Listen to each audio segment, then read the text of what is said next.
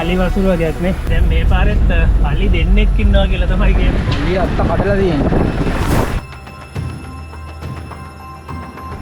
අලිය පේන්නේ හිතුත් නෑ මෙහෙම යනකොට.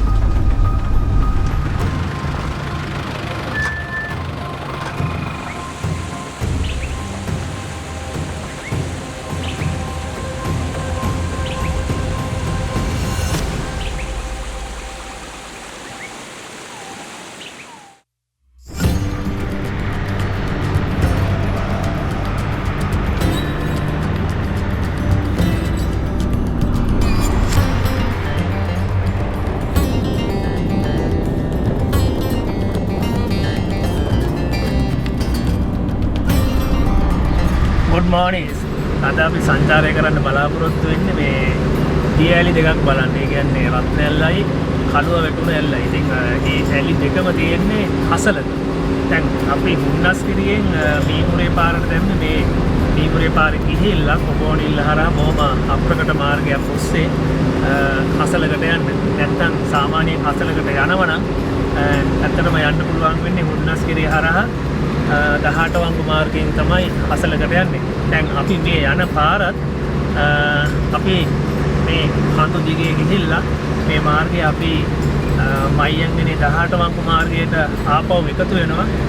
18 වංගු මාර්ගයේ view point එක ළඟට. ඉතින් බොහොම සුන්දර මාර්ගයක් වෙයි කියලා අපි බලාපොරොත්තු වෙනවා. ඉතින් එහෙමනම් අපි බලමු මේ මාර්ගය දිගේ ගිහිල්ලා කොහොමද මේ සංචාරය කෙරෙන්නේ කියලා.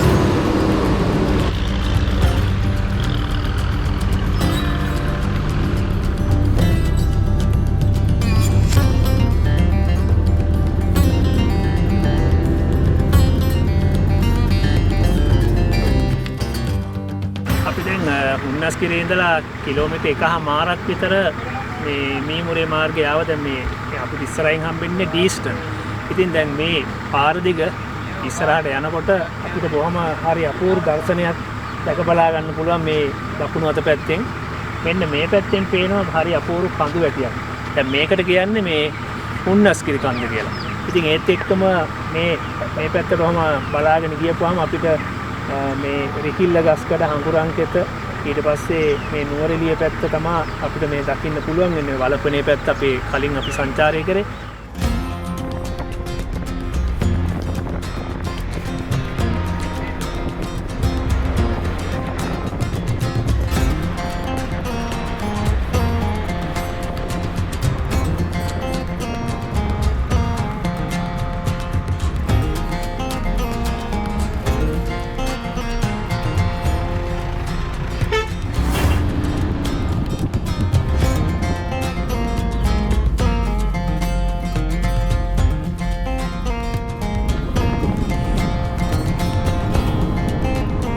දැන් අපි හුන්නස්ගිරියේ ඉඳලා කිලෝමීටර් 8ක් ඉස්සරහට ඇවිල්ලා තියෙන. දැන් මේ වෙනකොට ඩීස්ටන් අහු කරලා තියෙන්නේ.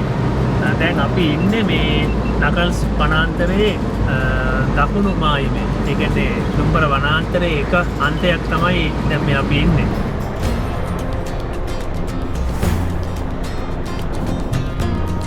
දැන් මේ ඉස්සරහින් අපිට පේනවා දෝතුළුගල කඳු වැටිය. ඉතින් දෝතුළුගල නගිනවා නම් ඩීස්ටන් වලට ඇවිල්ලා තමයි දෝතුළුගල නගින්න තියෙන්නේ.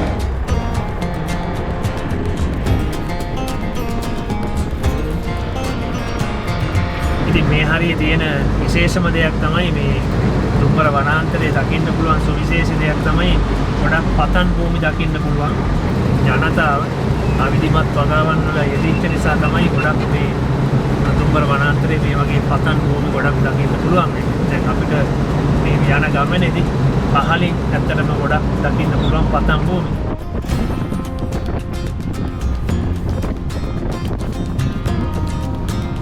ඉතින් මේ පැත්තෙන් පේන්නේ කළුගල පැත්ත. ඉතින් අපි දැන් මේ ගමනත් මේ කළුගල පැත්තට තමයි මෙහෙමම බැහැගෙන යන්නේ.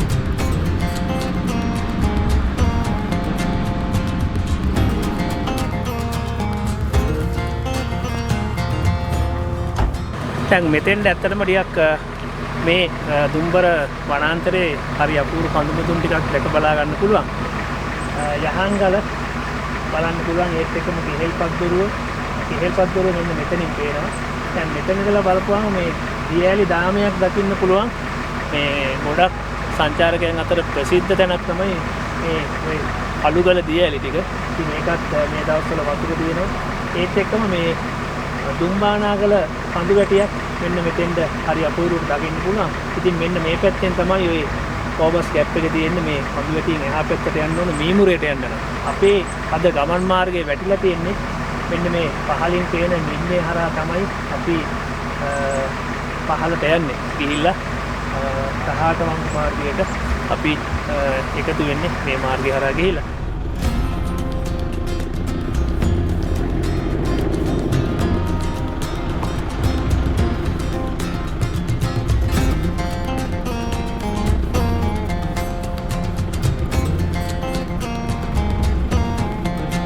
කිලෝමීටර් 12ක් විතර ආපුවාම අපිට හම්බ වෙනවා කොපෝනිල්ල හන්දිය. දැන් මේ හන්දියෙන් අපි දකුණු පැත්තට තමයි යන්න තියෙන්නේ. ඉතින් වම් පැත්තට ගියොත් මීමුරේට.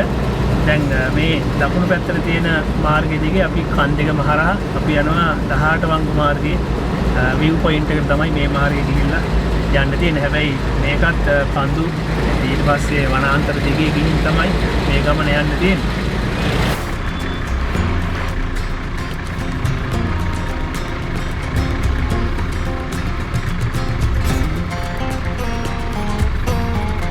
කොබෝනිල්ල හන්දියේ ඉඳලා අපි මීටර් 500ක් විතර ඉස්සරහට එනකොට තමයි අපිට මෙන්න මේ පේන හරි අපූර්ව ලස්සන තැන මුණ ගැහෙන්නේ. දැන් වෙලාව උදේ 7:00ට විතර ඇති. ඉතින් අපි තාමත් උදෑසන ආහාරය අරගෙන නැහැ. ඉතින් ඒ හින්දා අපි උදෑසන ආහාරය මෙතන ඉඳලා අරගෙන ආපහු අපි අපේ සංචාරය පටන් ගමු.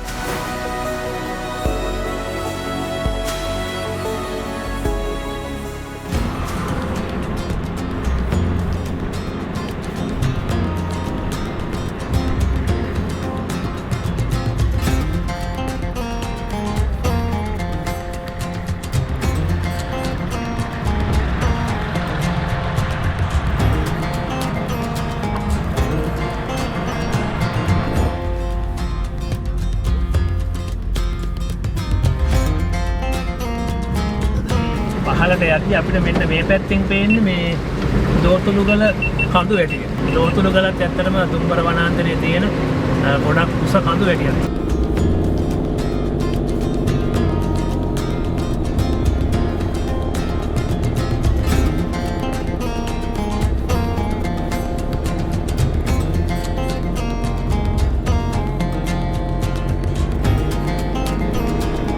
ගමනේ අපිට මුලින්ම මේ හරිය හම්බෙන්නේ කන්දෙගම කියන ගම්මානය. ඉතින් මේ ගම්මානය සීවික්‍රම රාජසිංහ රජතුමාගේ රජ කාලේ දක්වාම දිව යනවා. සාමාන්‍යයෙන් මේකේ පවුල් 200ක් විතර අද වෙනකොට ජීවත් වෙනවා.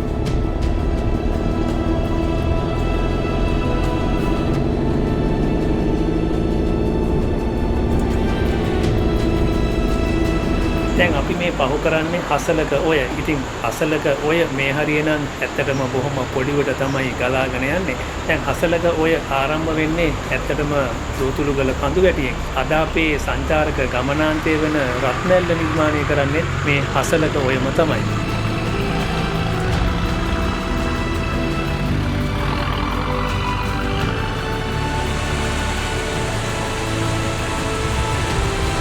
දැන් මේ ගමනේදී අපිට මේ වගේ දොළ පහරවල් කීපයක්ම මුණ ගැහෙනවා. ඉතින් ඔබ මේ දකින්නේ අමුණු පොරේ දියඇල්ල. දැන් මේ දියඇල්ලත් ඇත්තටම මේ දවස්වල තියෙන වර්ෂාවත් එක්ක හොඳටම සක්‍රිය වෙලා තියෙනවා.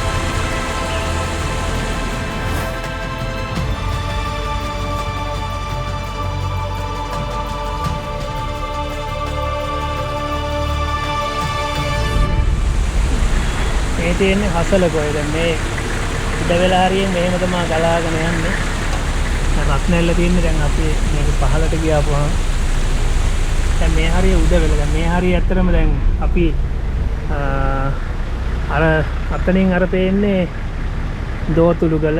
ඊට පස්සේ මේ පැත්තේ තමයි අර ඩීස්ටන් ලෝකාන්ත තියෙන්නේ. ඉතින් අපි අර පැත්තේ ඉඳලා අර කඳු වැටියේ ඉඳලා තමයි මේ පහළට වැහගෙන ඇවිල්ලා තියෙන්නේ. ඉතින් මේ හරියට එනකොට පරිසරයත් සම්පූර්ණයෙන්ම වෙනස්. ඉතින් මිනිස්සු ගොඩක් අය එළවලු කරනවා. දැන් මේ දවස්වල මේ හරිය ගොයන් කපන්නේ මේ කාලේ. දැන් මේ නොවැම්බර් මාසේ පළවෙනිදා. ඉතින් මේ කාලේ තමයි මේ ගොයන් කපන්නේ. අර මොල්ලියක් වගේ උඩ තියන්නේ අර දැක්කද? මේ අර ගෙවල් නම් මාරු වේ පරණ කාලේ ගෙවල් කුඹුරු මැද්දේ.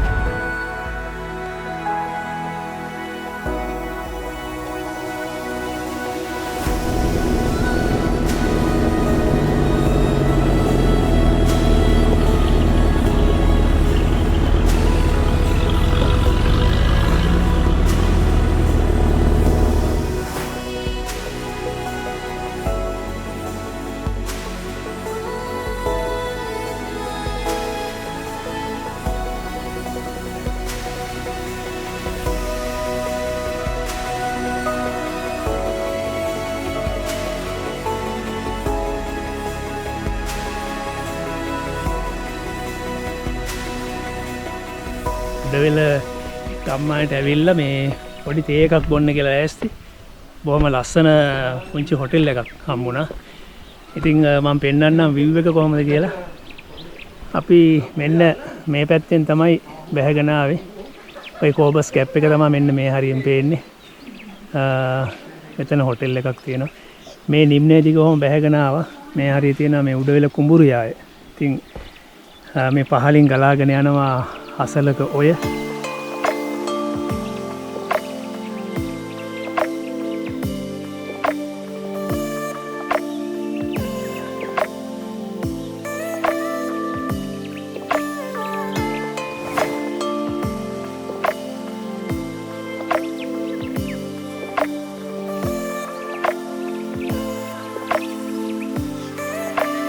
ඉතින් ඔයාලත් මේ සංචාරේ එනවා නම් ඔයාලට දවල්ට කැම ටික ගන්න ඕන නම් උදේට කැම ටික ගන්න ඕනේ නම් තේ එකක් බොන්න ඕනේ නම් මෙතනින් පුළුවන් ලෑස්ති කරන්න. බොහොම ලස්සන තැනක තියෙන්නේ.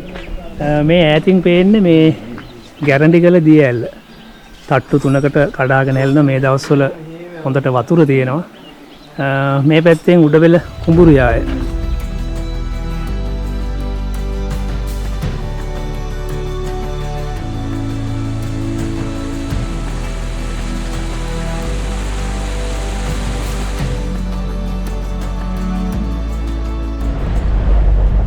පාස් කරලා එනකොට මෙන්න මෙතන තියෙන ආපහු ටී එකක්.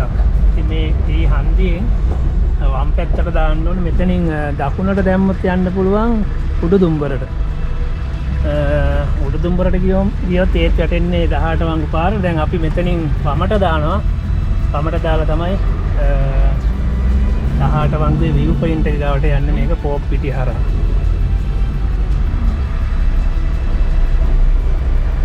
දැන් මෙතනින් තමයි ඔන්න පෝප් පිටිය පාර පටන් ගන්නෙ. මේකෙත් කන්දක් නැගලා ආපහු බැහැලා කැලේ දිග තමයි යන්න තියෙන්නේ. ඔව්. මේ වලද මේ පාරේ අලි ඉන්නවා.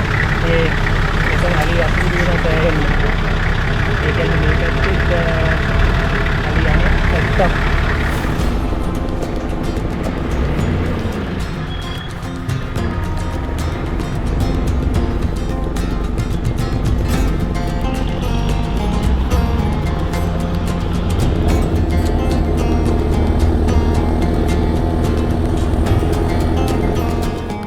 මේක අද තමා දාලා තියෙන්නේ. දැන් මේ පාරෙත් අලි දෙන්නෙක් ඉන්නවා කියලා තමයි කියන්නේ. කොහොම හරි අලි දෙන්නගෙන් දෙන්නමද දන්නේ නැහැ. අද උදේ ගිහින් තියෙනවා. පාර මෙන්න මෙහෙමයි තියෙන්නේ. දැන් මේ හරහා ගිහිල්ලා ආපහු මේ කන්ද නැග්ගාම ආයේ පෝප් පිටිය කියන ගමට තමයි වැටෙන්නේ.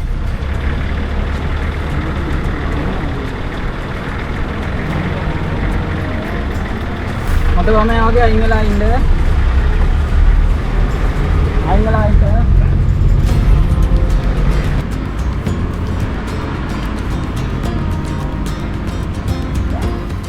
දැන් අංගලේ සිටියම පරීක්ෂා කරපුවාමත් මේ දඹගහ පිටියේ ඉඳලා මේ පෝප් පිටිය හරහා ගමන් කරන මාර්ගය අපිට දකින්න පුළුවන්. මෙන්න මේ කොටස ඇත්තටම සිටියේ අඩිපාරක් විදිහට තමයි සඳහන් කරලා තියෙන්නේ. නමුත් මේ වෙනකොට නම් මාර්ගයක් ඉදි කරලා තියෙනවා කියලා අපිට දැනගන්න ලැබුණා. මෙන්න මේ කොටස තියෙන්නේ සම්පූර්ණම කැලයක්. මේක රන්දෙනිගල අබේ භූමියේ කොටසක්. ඉතින් මේ කොටසට මේ අලි එනවා යහංගල ඇඹුල්දෙනිය රක්ෂිතය ඉඳලා. ඉතින් මෙන්න මේ කොටස යනකොට ඇත්තටම අපි පරිස්සමෙන් යන්න ඕනේ. අලි ඉන්නවා. ඉතින් දැන් අපිට මේ අර අලින්ගේ අලි වසුරු හම්බුනේ මෙන්න මේ කොටසේදී.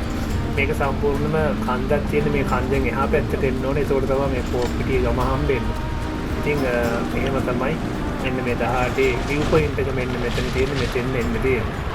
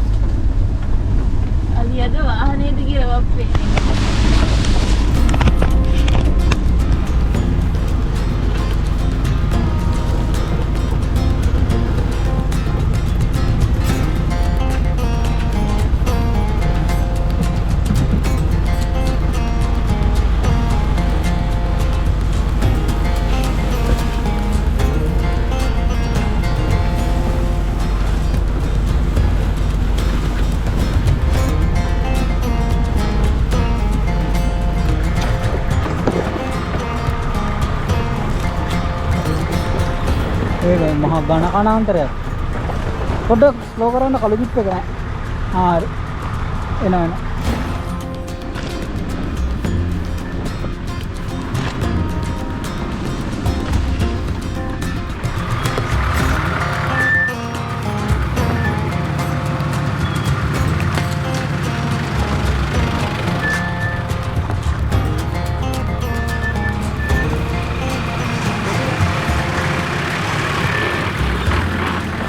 තමයි අර කෙලින් ඇවිල්ලා මේ ගම්මානට කෝප්පිටිය ගම්මානට ආවද පළවෙනි ගෙදර අපිට හම්බුණා. මේ හරි පොඩක් වන්දිලි මේ වවලා තියෙන දැන් මෙන්න මේ පැත්තේ කන්දෙන් තමයි ඔය මයියන්ගනේ 18 වංගු පාර මේ උඩට යන්නේ.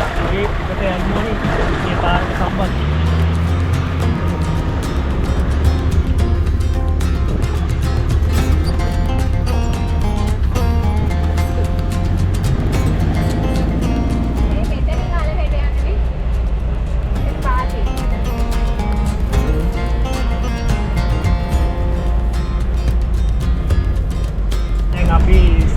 කිට්ටු වෙලා තියෙන්නේ මයියන්ගනේ මහනුවර ප්‍රධාන මාර්ගයට A26 මාර්ගයට.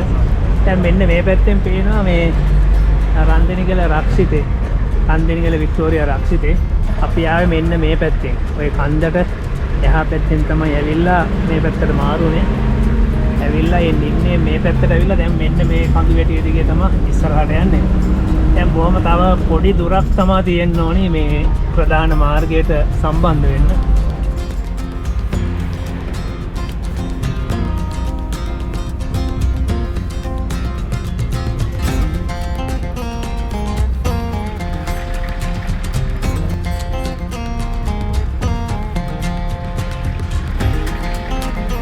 ප්‍රධාන මාර්ගයට ඔන්න අපි ආවා.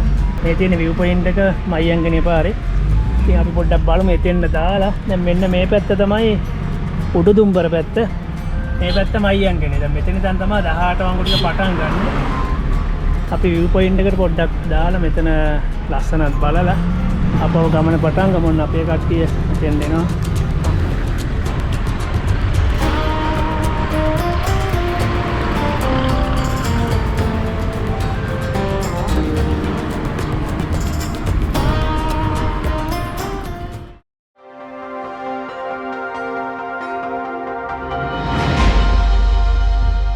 පෙට්‍රෝල් මාස්ටර් මේ සැරේ ගොඩ කාලෙකට පස්සේ අපිත් එක්ක සෙට් උනේ. ඉතින් හොඳ වීඩියෝ ටිකක් දෙන්න පුළුවන්නේ. පුළුවන් නෑ අපිට. දෙමු. ඊට පස්සේ ඉන්නවා මෙයා නම් ඉතින් දන්නවනේ. යසස් බ්‍රෝ ඉන්නවා. සංජය ඉන්නවා විලිස් එක. මේ සැරේ කෑලි ගොඩක් වෙනස් කරලා තියෙනවා, මොඩිෆයි කරලා තියෙනවා. ඊට පස්සේ චනුක්ස් බ්‍රෝ. ඊට පස්සේ ශනිල් ඉන්නවා. අපි මේ සැරේ අලුත්ම මල්ලි කෙනෙක් සෙට් වුණා. සමිත ඉන්නවා. ඊට පස්සේ මధుර ඉන්නවා. ඉසාම් පෙට්‍රල් එක කළු එක. මధుරගේ වයිෆ් ඉන්නවා. සුමුදු මල්ලියෙක් ඉන්නවා. පිට් එකක්ද? ඔව්. ඉතින් එහෙනම් කට්ටියම එක්ක බලමු මේ සැරේ හොඳ වීඩියෝ ටිකක් දෙන්නම්. අපිට යන්න තියෙන්නේ රත්නැල්ල බලන්න. කළුව මෙට්නැල්ලත් බලලා අපි යමු එනම් මේ සංචාරය ඉස්සරහට.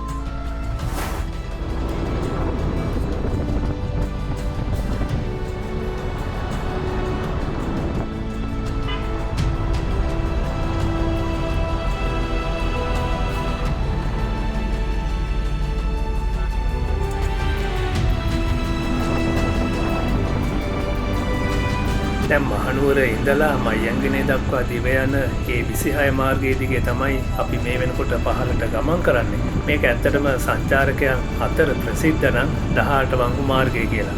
2008 වර්ෂෙදී මේ මාර්ගය පුළුල් කරනවා. දැන් ඒකෙන් පස්සේ අපිට මේ මාර්ගය ඇත්තටම වංගු 18ක් දකින්න ලැබෙන්නේ නැහැ. දැන් මේ වෙනකොට අපිට දකින්න ලැබෙන්නේ වංගු 17ක් පමණයි.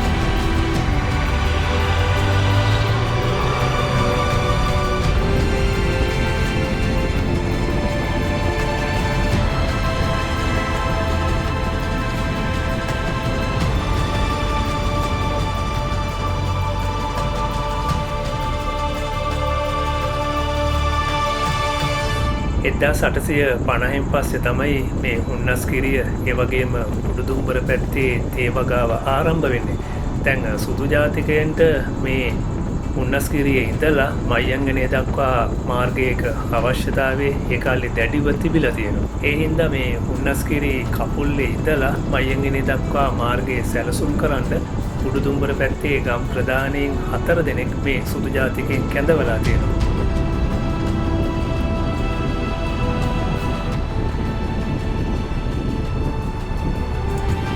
දැන් ජනප්‍රවාදයේ එන විදියට නම් මේ කෝරාලලා මේ ගම්වල ඉන්න ගැහැණු දරුවන් සුදු ජාතිකයන්ගෙන් ආරක්ෂා කරගන්න මේ මාර්ගය මේ ගම් හරහා යන්නේ නැතුව මේ කඳු ගැට උඩින් යන්න සැලසුම් කරා කියලා තමයි ජනප්‍රවාදයේ එන්නේ.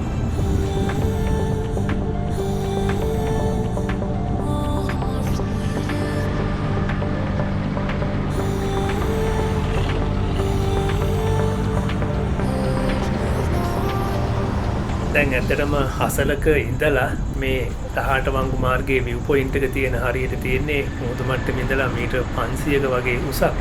ඉතින් මේ මීටර් 500ක උස නගින්න මේ කඳු දිගේ කිලෝමීටර් 7ක විතර දුරක් ගෙවාගෙන ඉහළට යන්න වෙනවා.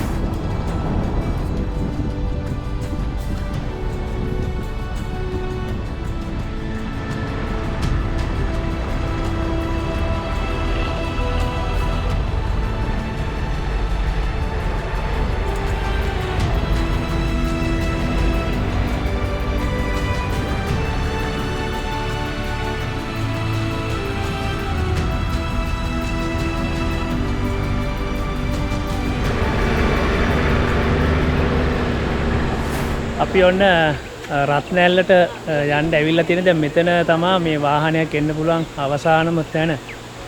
මෙතන තියෙනවා ටිකට් කවුන්ටරේ. අපේ වාහන ටික මෙතන පාක් කරා. කාර් එකක් වුණත් ඉතින් මෙතෙන්ද එන්න පුළුවන්. ටිකක් උස කාර් එකක් තියෙනවා නම් මෙතෙන් එන්න පුළුවන් ගැටලුවක් නැතුව. පොඩි කන්දක් තියෙනවා. ඇවිල්ලා මෙතන පාක් කරන්න පුළුවන්. මෙතන වාහන 4-5ක් දාන්න ඉඩ තියෙනවා. ඉතින් මෙතන ටිකට් එකක් ගන්න ඕනේ. දැන් අද නම් ඇත්තටම මේ ටිකට් කවුන්ටරේ වහලා මම හිතන්නේ සති අන්තය තමයි ටිකට් කවුන්ටරේ අරින්න ඇත්තේ. ඉතින් අපි මෙතනින් මේ පාර දිගේ ඉස්සරහට යන්න තියෙන්නේ. දැන් දවල් 12යි වෙලාව. නමුත් ඒ වුණාට සුරු වියනක් යටින් මේ මාර්ගයේ වැටලා තියෙන හින්දා ලොකු රස්නයක් දැනෙන්නේ නැහැ.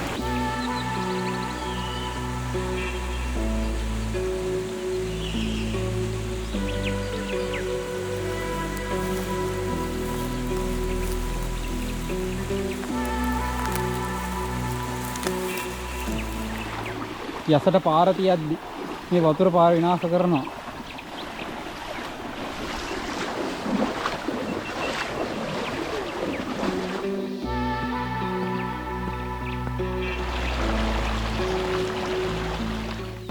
ඔන්න මෙතෙන්ද දියැල්ල පේනවා මෙන්න මෙතන අස්සෙන්. තව තියෙනවා සෑහෙන දුරක් යන්න. කියන්නේ අපිව හරලා එන්න ආවේනේ. ඈ?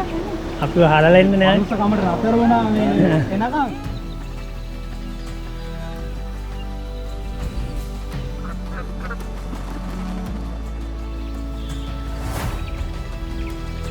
අපි දැන් කිලෝමීටර් 1.5ක් විතර ඉදිරියට ඇවිල්ලා තියෙන්නේ. ඉතින් තවත් තියෙනවා මීටර් 800ක් විතර ඇල්ල ආසන්නයට යන්න.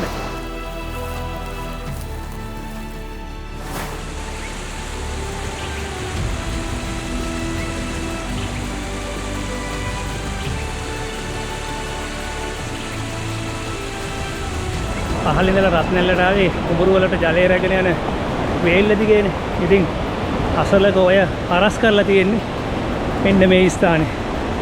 හැබැයි මේ දවස්වල නම් මෙතන ගොඩක් ජලය තියෙන. ඒ හින්දා ඇත්තටම මෙතන දිය නාන එක ගොඩක් අනතුරුදායකයි.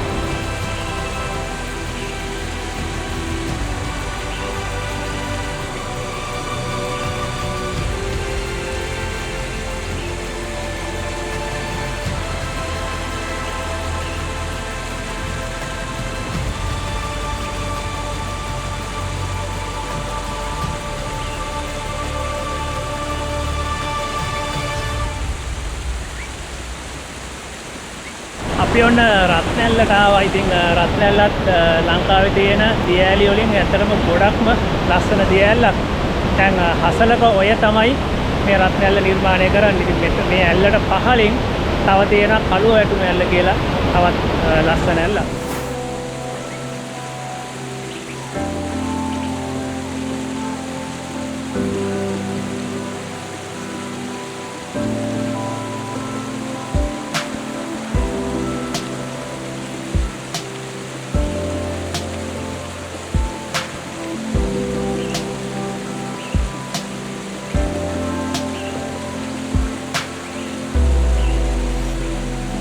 දැන් ලංකාවේ තියෙන දියඇලි ගත්තාම වැඩි හරියකට ජනප්‍රවාදයේ විවිධ කතා තියෙනවා. ඒ වගේම මේ රත්නැල්ලටත් ජනප්‍රවාදයේ හරි අපූර්ව කතාවක් තමයි තියෙන්නේ. මේ රත්නැල්ල ආශ්‍රිතව නවරත්න පිරූ කල 7ක් තියෙනවා කියලා කතාවක් තියෙනවා. ඉතින් ඒයින් කල 5ක් ලබා ගන්න එක පහසුයිලු. ඉතිරි කල දෙක ලබා ගන්න එක තමයි ඊටාම අමාරුම වැඩේ.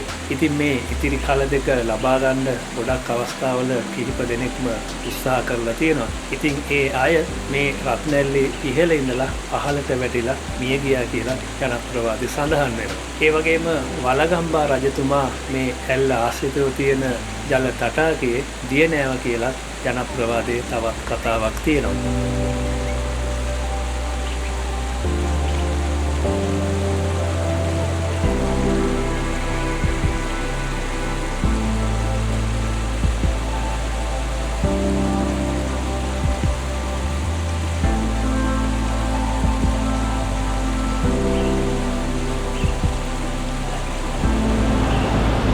රත්නැල්ල මීටර 111ක් විතර උසයි. ඒ වගේම ලංකාවේ තියෙන දියඇලි වලින් රත්නැල්ලට හිමි වෙන්නේ 9 වෙනි ස්ථානය.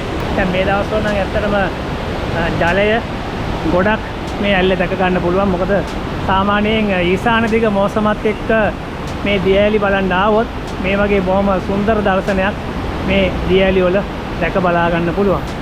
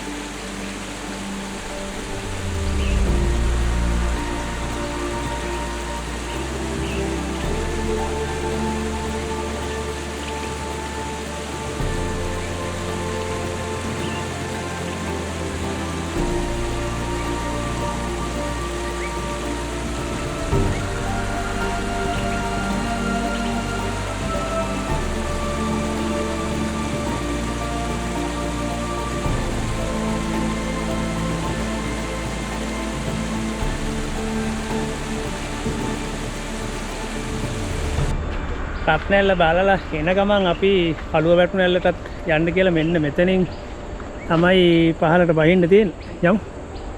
මහන්සිද? මේක හොයාගන්න පුළුවන් මේ එනකොට හම්බ වෙන පොඩි පාලමක් වගේ එකක් මේ ඇලවේල්ලේ. ඒක පහු කරනවත් එක්කම තමයි මේ තැන තියෙන්නේ. ඉතින් මේකත් ලංකාවේ දියඇලි වලින් පළල දියඇල්ලක්. බලමු මේ කැලේ දිග පහලට බහින්න ඕනේ. මේක ටිකක් ලොකු බෑවුමක් තියෙනවා පහලට බහින්න.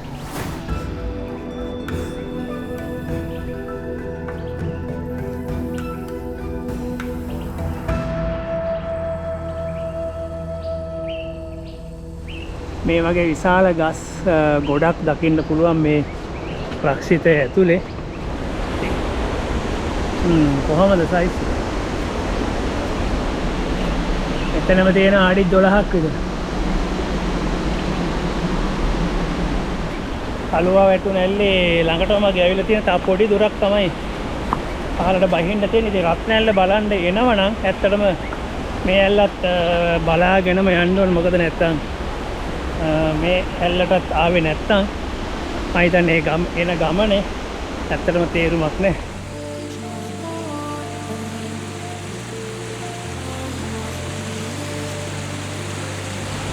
දියඇලි ලංකාවේ තියෙන දියඇලි එකකටවත් සම කරන්න බෑ. දියඇලි හැම එකක්ම එකකට එකක් වෙනස් ඇත්තටම. මෙතන තියෙන සුන්දරත්වයත් ඇත්තටම මාරම ලස්සනයි. එහෙමයිනේ.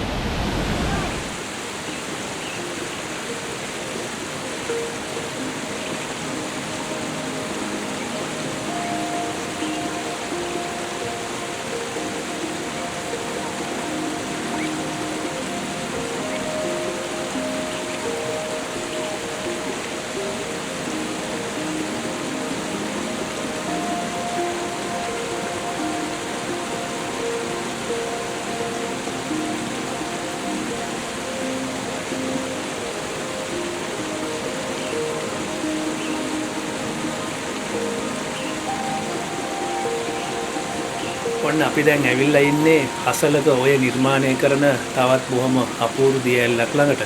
මේකට කියන්නේ කළුව වැටුණු ඇල්ල කියලා. ඉතින් ඉස්සර නම් මේක කළුව පැන්න ඇල්ල කියලා කියනවා. කොහොම හරි පස්සේ මේ නම කළුව වැටුණු ඇල්ල බවට පත් වෙලා තියෙනවා. ඉතින් හසලක ඔය තියෙන තවත් බොහොම සුන්දර දිය ඇල්ලක්. ඒ වගේම ලංකාවේ ගොඩක් පළලින් වැඩි දිය ඇලි අතර ගත්තාම මේ කළුව වැටුණු ඇල්ලට ඇත්තටම හම්බෙන්නේ ඉතාම සුවිශේෂී තැනක්. දැන් කළුව වැටුණු ඇල්ල ලංකාවේ දිය ඇලි අතර උසින් හිමිවන්නේ 95 වෙනි ස්ථානයේ.